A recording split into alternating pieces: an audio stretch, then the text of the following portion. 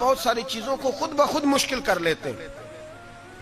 T V پہ خبر آتی ہے فیصل آباد کے دو بیل ہیں، بولو اور ڈولو، پتہ نہیں کتنے من ان کا وزن ہے۔ ان سے پوچھا جا رہا ہے کہ بولو ڈولو کھاتے کیا ہیں؟ تو کہتے ہیں بادام کھاتے ہیں، مکھن کھاتے ہیں۔ یہ جناب پتہ نہیں ان کو دودھ کتنے کلو روز پیتے ہیں، اور بولو ڈولو بیچارے سے خود نہیں چلا جا رہا، لگ ایسے رہ جیسے وہ خود کہہ رہے ہیں مہربانی کرو ہمیں ذبح کر لو، اب تو اٹھا بیٹھا بھی نہیں جا رہا۔ او خدا کے بندو، دین کی اصل حقیقت کو سمجھو۔ یہ تو حضور نے فرمایا خوبصورت جانور لاؤ، یہ کس حدیث میں آیا ہے کہ اسے بادام کھلاؤ؟ آج لوگ انسانوں کو روٹی نہیں مل رہی اور جانوروں کو بادام کھلا رہے ہو۔ کو کرنے اس کے حصے میں جو اللہ نے شے رکھی ہے نا وہ چارہ ہے، اس کو چارہ کھلاؤ اور اچھے طریقے سے پیٹ بھر کے کھلاؤ۔ جانور کو پیٹ بھر کے چارہ کھلایا جائے تو جتنی اس کی طبیعت ہوتی ہے اس حساب سے وہ صحت مند ہو جاتا ہے۔ باقی یہ تو آپ کسی شخص کو اتنا کھلا دیں کہ اس کا پیٹ اتنا بڑا ہو جائے، پھول جائے، تو وہ بیچارہ تکلیف میں آئے گا کہ نہیں آئے گا؟ یہ کس قسم کا ماحول ہے؟ ایک بکرا بکا لاہور میں اور سیٹھوں نے شرطیں لگائی ہوئی ہیں، میں 5 لاکھ کا لایا ہوں تو میں 9 لاکھ کا۔ یہ کیا چکر ہوا؟ مجھے اتنا کھلایا جی، اس کو فلاں چیز۔ یہ کس نے کہا ہے کھلانے کا؟ بادام کھانا کس حدیث میں آیا؟ کس صحابی نے اپنے بکرے کو بادام کھلائے؟ کس نے مکھن کھلایا؟ کس نے پیڑے کھلائے؟ بس کرو، عجیب تماشا لگ گیا ہے۔ اور یہاں تو اتنی بری حالت ہو گئی ہے کہ عورتیں ناچنے لگی ہیں قربانی کے جانوروں کے آگے، بیبیاں بیچنے لگی ہیں۔ اللہ کے غضب کو آواز نہ دو۔ یہ قربانی ہے کہ ہر چیز کا، مذہب کی ہر شے کا مذاق بنا دیا ہے۔ جس دین نے عورت کی اپنی قربانی بھی ہو تو اس کو ذبح کرنے کی اجازت نہیں دی، مرد ذبح کرے گا۔ جو دین کہتا ہے کہ عورت ذبح نہیں کرے گی، وہ عورت بیچ سکتی ہے اللہ کے جانور؟ یہاں جس کا میں نے رمضان میں بھی کہا تھا، پھر بات دہراتا ہوں، سارا سال ناچتے گاتے ہیں اور عید کا موقع آتا ہے تو 2-4 مولوی بٹھا کے وہ دین سکھانا شروع کر دیتے ہیں۔ کوئی پتہ ہی نہیں، کوئی خبر ہی نہیں۔ جس بوتل میں کل تک شراب بک رہی تھی اسی میں دودھ پلاؤ گے؟ جس برتن میں کل تک پیشاب تھا اس میں آج لوگوں کو شہد پلاؤ گے؟ بس کرو، یہ مذاق نہیں، یہ رسول اللہ کا دین ہے۔ نبی پاک سید عالم صلی اللہ تعالی علیہ وآلہ وسلم نے کوئی ذمہ عورت کے کوئی چیز نہیں لگائی ایسی جس میں اسے مردوں کے ساتھ شامل ہونا پڑے، اور عورت سمجھ نہیں رہی کہ یہ اس کی تذلیل ہے، عزت نہیں۔ صابن بک رہا ہے تو ساتھ بی بی کھڑی ہے، شیمپو بک رہا ہے تو عورت اس کی جو ہے وہ ایڈ دے رہی ہے۔ یہ عزت ہے عورت کی؟ رسوا کر دیا تم نے ہر شے میں عورت۔ اب قربانی کا جانور بھی بی بی بیچے گی؟ غیرت کہاں گئی اس قوم کی؟ میرے رسول پاک سرور دو عالم صلی اللہ تعالی علیہ وسلم کو کسی نے آ کے کہا فلاں قبیلے کے لوگوں نے عورت کو سربراہ بنایا ہے، عورت کو آگے لگا لیا ہے۔ فرمایا تباہ ہو گئے وہ لوگ، انہوں نے عورتوں کو اپنے آگے پیشوا بنا لیا۔ جس رب نے عورت کو نبوت نہیں دی، امامت کرنے کا حق نہیں دیا، کس چکر میں لوگ پڑ گئے؟ 5 لاکھ کا جانور کس لیے لائے ہو؟ 5 لاکھ کا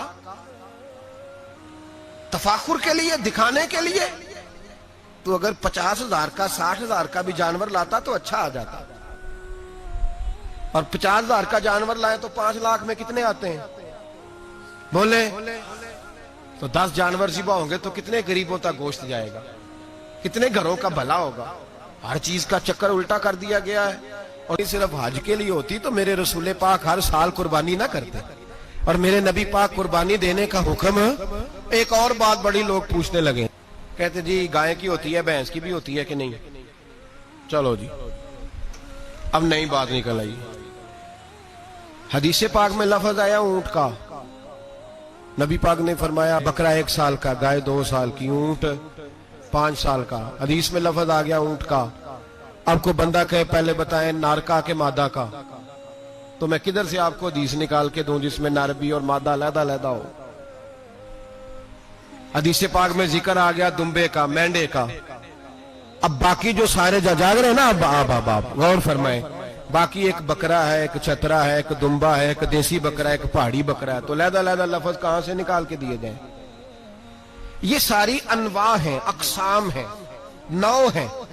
اسی طرح بھینس بھی گائے کی ایک قسم ہے، امام اعظم ابو حنیفہ فرماتے ہیں النوع منہ، یہ اس کی ایک قسم ہے، نوع میں سے ہے، گائے کی نوع میں سے ہے۔ آپ عام لفظ بولتے ہیں تو کہتے ہیں بکرا چترا گائے بھینس، عام لفظ ہے نا۔ تو جب گائے کہہ دیا تو اب کو بندہ کہے گائے آیا تو پہلے بتائیں گائے تو ہے تو اس میں بیل شامل ہے کہ نہیں؟ تو گائے کی جتنی قسمیں ہیں نا ہمارے محدثین بھینس کو گائے میں شامل کرتے ہیں، بھینس گائے کی ایک قسم ہے۔ تو نبی پاک صلی اللہ علیہ وسلم نے جب گائے کا لفظ استعمال کیا تو بھینس اس کے اندر آ گئی۔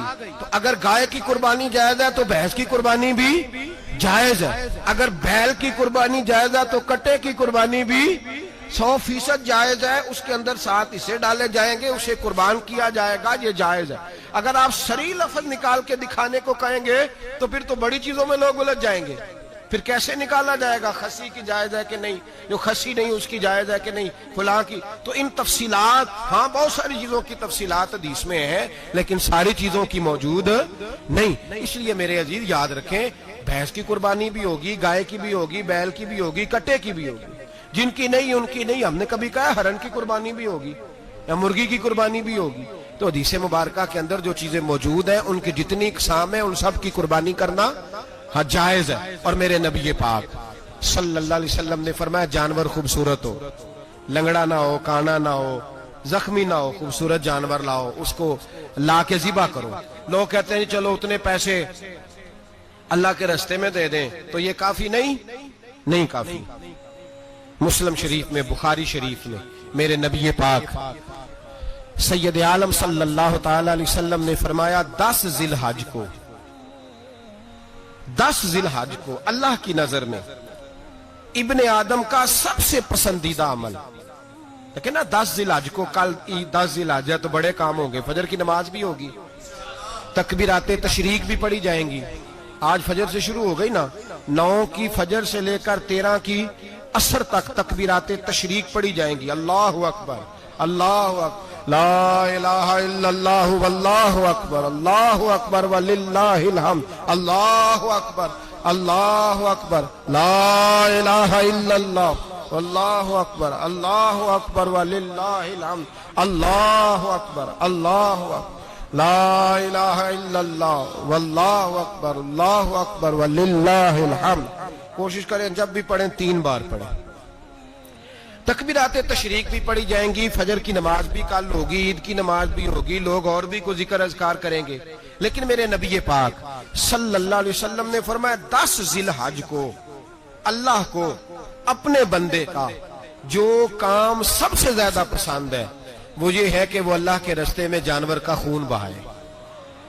حالانکہ نمازیں بھی ہیں، اذکار بھی ہیں، تکبیرات بھی ہیں، سارا کچھ ہے، پر اللہ کو سب سے زیادہ کیا پسند ہے؟ جانور کو قربان کرنا۔ یہ اللہ کو بڑے خوبصورت لفظ نبی پاک علیہ السلام نے فرمایا قربانی کا جانور قیامت کے دن اپنے سینگوں اور کھروں سمیت آئے گا، اور جس نے قربانی کی ہوگی اس کی بخشش کروا کے اسے جنت میں لے کر جائے گا۔ تو فرمایا ابن آدم کا سب سے پسندیدہ عمل یہ، سب سے پسندیدہ، کہ وہ 10 ذی الحج کو قربانی کریں، کوشش کریں خود ذبح کریں اپنا جانور۔ یہ حضور کی سنت ہے۔ یہ نہ ہو سکے تو نبی پاک صلی اللہ علیہ وسلم نے اپنے ہاتھوں سے ذبح کرنے لگے حضرت فاطمہ کا جانور، تو فرمایا فاطمہ ادھر آ کے اس کے پاس کھڑی ہو جاؤ، میں تمہارا جانور ذبح کرنے لگا ہوں۔ اپنے جانور کے پاس کھڑے ہوں۔ میرے جو بھائی ذبح کرنے کا کام کرتے ہیں نا، قصاب ہم کہتے ہیں، سارے قصاب نہیں ہوتے، بہت سارے لوگ یہ سعادت حاصل کرتے ہیں اور بڑے نیکی کا کام کرتے ہیں، اللہ انہیں بڑی بہترین جزا عطا فرمائے گا، بڑا خیر کا کام کرتے ہیں، لیکن چونکہ رش ہوتا ہے ایسے لوگوں کے پاس، تھوڑی جلدی بھی ہوتی ہے، پہلی تو کوشش کریں تکبیر خود ڈالیں، یہ نہیں ہو سکتا تو قریب کھڑے ہوں۔ ہمارے ہاں ایک رواج یہ بھی ہے کہ 2 بندے ہاتھ رکھتے ہیں، ذبح وہ کر رہا ہوتا ہے تو جس کی قربانی ہوتی ہے اس کو کہتے ہیں تو بھی ساتھ ہاتھ رکھ، ہوتا ہے نا جی بہت ساری جگہوں۔ اب حکم یہ ہے شریعت اسلامیہ کا کہ جب جانور ذبح کریں گے تو پڑھیں گے بسم اللہ اللہ، بسم اللہ اللہ۔ ہاں نبی پاک صلی اللہ علیہ وسلم نے لمبی دعا پڑھی، صحابہ بھی لمبی دعا، انی وجہت وجہی للذی فطر السماوات والارض حنیفا وما انا من المشرکین، یہ بھی پڑھا۔ اور پھر میرے رسول پاک صلی اللہ علیہ وسلم نے یہ بھی کہا کہ اللہ میری طرف سے قبول فرما، میری امت، میری اہل بیت کی طرف سے قبول فرما۔ صحابہ جب جانور ذبح کرنے لگتے پہلے یہ دعا پڑھتے، پھر کہتے اللہم تقبل منا کما تقبلتا خلیل کا ابراہیم علیہ السلام وتقبلتا حبیب کا محمد صلی اللہ علیہ وسلم، اے اللہ ہم سے بھی قبول فرما جیسے تو نے حضرت ابراہیم سے قبول فرمائی اور جیسے اپنے حبیب حضرت محمد صلی اللہ علیہ وسلم سے قبول. یہ ساری دعا پڑھیں اور جب جانور ذبح کرنے لگے تو پھر پڑھیں بسم اللہ اللہ بسم اللہ اللہ. اچھا 2 آدمیوں نے ہاتھ رکھا ہوا ہے، 2 آدمیوں نے. اب اگر ایک نے بھی نہ پڑھی بسم اللہ اللہ اکبر تو جانور حلال نہیں ہوگا، دونوں کو پڑھنا پڑے گا. یہ مسئلہ یاد رکھیں. ایک اور بات بھی بتانی ہے آپ کو، وہ بھی آپ نے یاد رکھنی ہے. قربانی کے بڑے جانور میں کتنے حصے ہوتے ہیں؟ 7. اب 7 حصوں میں 7 کی نیت قربانی کی ہونی چاہیے. 7 کی 6 حصے ڈال گئے، جو چلے تھوڑے سے زیادہ امیر لوگ نہیں تھے، نارمل تھے، انہوں نے 6 حصے ڈال لیے. 7واں امیر آدمی تھا، اس کو جا کے کہا یار ایک حصہ نہیں مل رہا تو چل تو نے تو 2-3 بکرے لیے ہوئے ہیں تو بھی شامل ہو جا.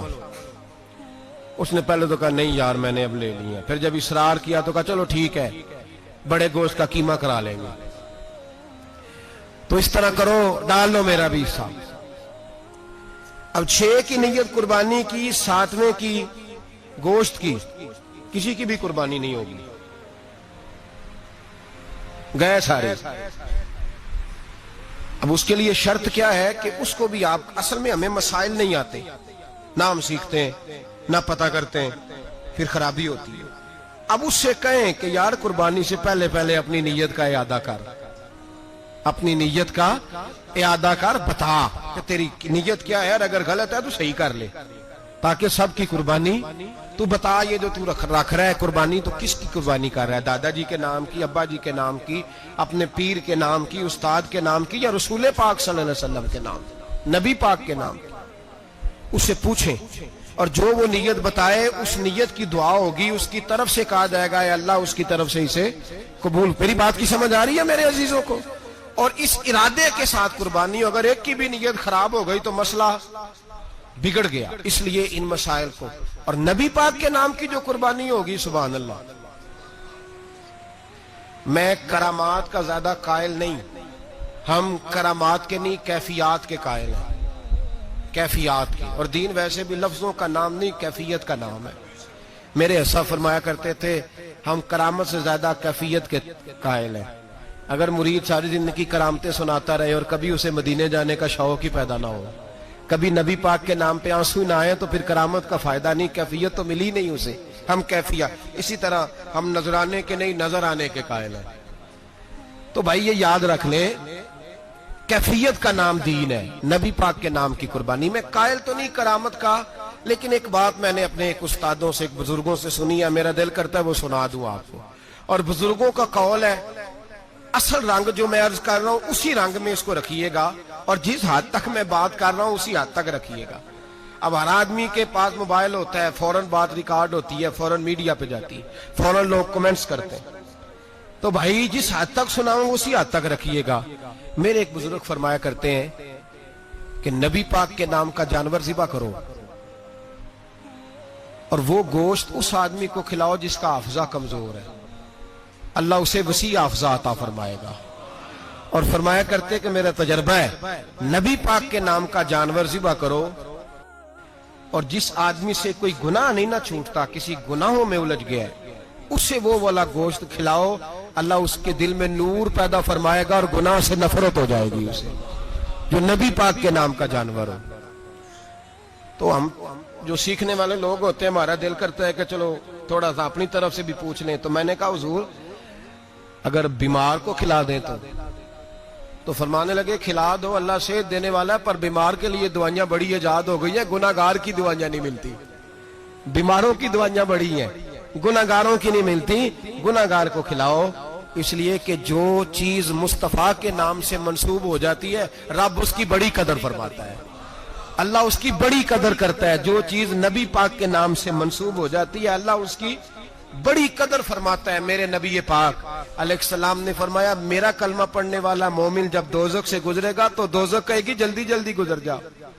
जल्दी जल्दी जहन्नम की आग कहेगी जल्दी जल्दी गुजर जा, जल्दी। तो मोमिन कहेगा तू तो आग है, तुझे क्या बात हुई, पुल सिरात से गुजर रहा है, क्या मसला हुआ। उसके पास से गुजर रहा है दोज़ख के, तो पास से गुजरते वक्त भी कहते हो जल्दी गुजर जा, कहीं ऐसा ना हो कि तेरे नूर की चमक मेरी आग को ही ठंडा कर दे। ये शान है उनके गुलामों की, तो सरकार का आलम क्या होगा। तो मेरे रसूल पाक अलैहिस्सलाम से जो शय मंसूब हो जाती है उसकी अल्लाह बड़ी कदर फरमाता है, जब ही तो हमारी कदर है। अल्लाह फरमाता है कुन तुम खैरा उम्मतिन, तुम जिस तरह के भी हो सबसे अफजल, इसलिए कि मेरे मोहम्मद का कलमा जो पढ़ते हो सल्लल्लाहु अलैहि। तो कुर्बानी करें, अच्छी नीयत के साथ करें, खुलूस के साथ करें। कुर्बानी के गोश्त के 3 हिस्से करने। एक देना है खालस गरीब लोगों को, जी क्या देना उनको, जी गरीबों को क्या देना है, नाल झिड़का नहीं देनिया 250 आ भी गए हो तुसी, अजे तो खल भी नहीं लाई, झिड़का नहीं देनिया, और जो तेरे दरवाजे तक चल के आ गया। और अल्लाह पाक से डरा कर, बस ये सोच के उसने तुझे देने वाला बनाया है। मैं ये सोच कि कोई किसी के दरवाजे तक नहीं जाता, ये सोच वो बड़ा बेनियाज है, कुछ का कुछ कर देता, तेरे दरवाजे तक आ गया ना बस ठीक हो गया। तू समझ कि उसने तुझे बड़ी इज्जत दी है, तेरे दरवाजे तक छापर लेके आया, झिड़के ना दे, उत्ते बह जा, तू आ भी गया है, ऐसे ना कर, ऐसे ना कर, बिल्कुल बस जो आ गया है ना उसको इज्जत दे, वकार दे। गरीब को गोश्त देना है, 7 झिड़के नहीं देनी। और उसको बड़ी अजीब बात है, चौधरी साहब बैठे हुए हैं, 2 पंखे चल रहे हैं और उन्होंने जनाब बड़ा सोफा रखा हुआ है और टप में गोश्त रखा हुआ है और गरीब आदमी लाइनों में लगे हुए हैं। थोड़ी देर के बाद में चाय पीनी, बस कर यार बस कर, बेपरवाही वे एक सज्जन दी जिथे किसे दी पेश ना जावे, उन्हें ताजा वाले दर दर रोले ते मंगते हैं तख्त बिठावे। डर उसकी बेनियाजी से, देख जो तेरे दरवाजे तक आ गया, बस आ गया, इतना ही काफी है, इतना ही काफी है, और इसी पे इक्तिफा कर। और कसाई से भी मेरी गुजारिश है कि फटाफट जिबा करना है, अगले घर भी जाना है। जानवर में अभी जान होती है तो खलड़ी उतारनी शुरू कर देता है, जुल्म है। जिस महबूब ने फरमाया है कि जानवर के सामने जानवर जिबा ना करो, जिन्होंने कहा कि जानवर के सामने छुरी तेज ना करो, उन्होंने तुम्हें कैसे इजाजत मिल गई हो। भाई कुछ नहीं होता, अल्लाह खैर करेगा। और आप भी कसाई की मिन्नत करें, लड़ाई नहीं करें, गुजारिश करें, कहीं जरा ठहर जा यार, 2 मिनट ठहर, ठंडा होने दें, इसे ठंडा होने दें। जिंदा आदमी की खाल उतारें तो कितनी तकलीफ होती है, इतना जुल्म।